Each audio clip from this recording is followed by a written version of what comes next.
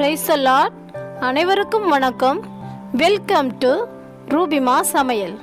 இன்னைக்கு நம்ம தேங்காய் பர்ஃபி செய்ய போகிறோம். இது ரொம்ப ஈஸிங்க. ரொம்ப சீக்கிரத்தில் செஞ்சிடலாம். வாங்க இப்போ இது எப்படி செய்யறதுன்னு பார்க்கலாம். ஸ்டவ் பற்ற வச்சுட்டு ஒரு திக்கான பேன் எடுத்து வச்சுக்கோங்க.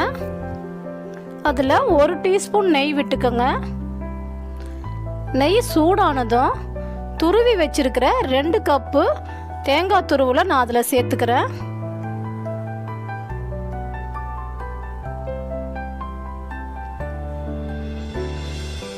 இந்த தேங்காய் துருவில் இருக்கிற அந்த ஈரமெல்லாம் போகிறதுக்காக கொஞ்ச நேரம் இதை வதக்குங்க. கலர் மாறக்கூடாது. கலர் மாறாமல் வதக்கணும். அந்த ஈரமெல்லாம் போகிற வரலும் வதக்கினா போதும்.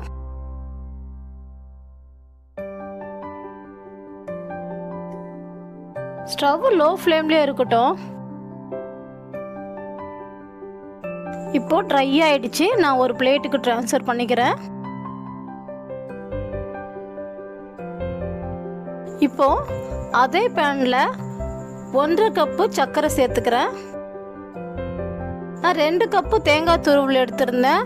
2 கப்பு தேங்காய் துருவலுக்கு 1.5 கப்பு சர்க்கரை.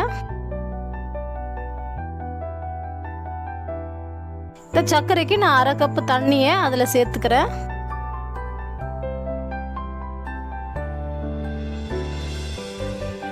அந்த சூட்டுலேயே அந்த சர்க்கரை நல்லா உருகி வந்துடுங்க.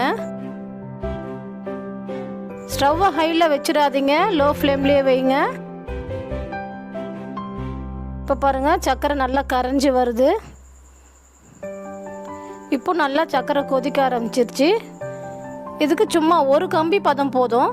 இதுக்கு பாகு பதம்லாம் கிடையாதுங்க. 1 கம்பி பதம் போதும். இந்த ஸ்டேஜில் நம்ம அந்த தேங்காவை இதில் சேர்த்துக்கலாம்.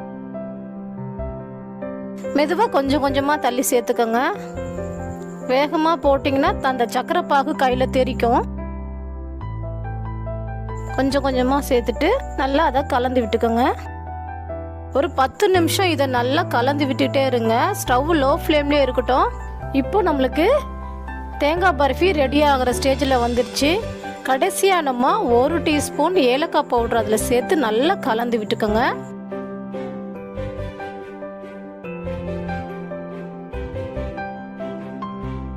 கலந்து விட்டுட்டு ஸ்டவ் ஆஃப் பண்ணிக்கோங்க.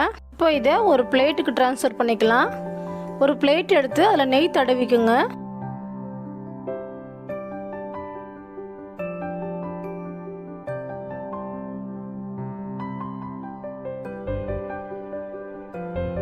பாருங்க, இந்த மாதிரி தடவிக்குங்க.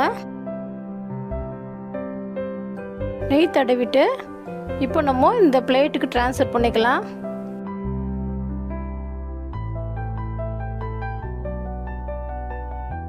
ட்ரான்ஸ்ஃபர் பண்ணிட்டு நல்லா சமமாக தட்டி விட்டுக்கோங்க. நல்லா சமப்படுத்திட்டு ஒரு 10 நிமிஷம் நல்லா ஆற விடுங்க. விருப்பப்பட்டா உங்களுக்கு பிடிச்சமான நட்ஸ் ஏதாச்சும் இருந்ததுன்னா அதை கட் பண்ணி இதில் தூவி சமப்படுத்திக்கலாம். இப்போது 10 நிமிஷம் ஆயிடுச்சு. இளஞ்சூடாக இருக்கும் போதே நம்ம இதை கட் பண்ணிக்கலாம். ரொம்ப ஆறிடுச்சுன்னா இறுகிடும், அப்புறம் கட் பண்ண முடியாது. நைஃப் ஏதாச்சும் இருந்துச்சுன்னா அழகாக வச்சு நீங்கள் கீறி எடுத்துக்கோங்க. எனக்கு இந்த கரண்டியே நல்லா வசதியாக இருந்துச்சு, அதனால் நான் இதுலேயே நான் கட் பண்ணிக்கிறேன்.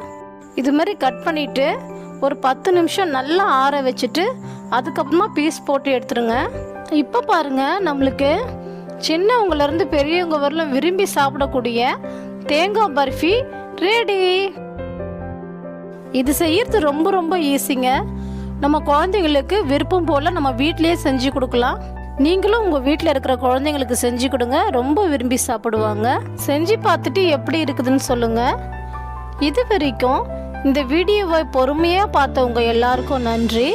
இந்த வீடியோ பிடிச்சிருந்ததுன்னா லைக் பண்ணுங்கள், மற்றவங்களுக்கும் ஷேர் பண்ணுங்கள், கமெண்ட் பண்ணுங்கள். இது வரைக்கும் ரூபிமா சமையல் சேனலை சப்ஸ்கிரைப் பண்ணாதவங்க சப்ஸ்கிரைப் பண்ணுங்கள். தேங்க்யூ. God bless you.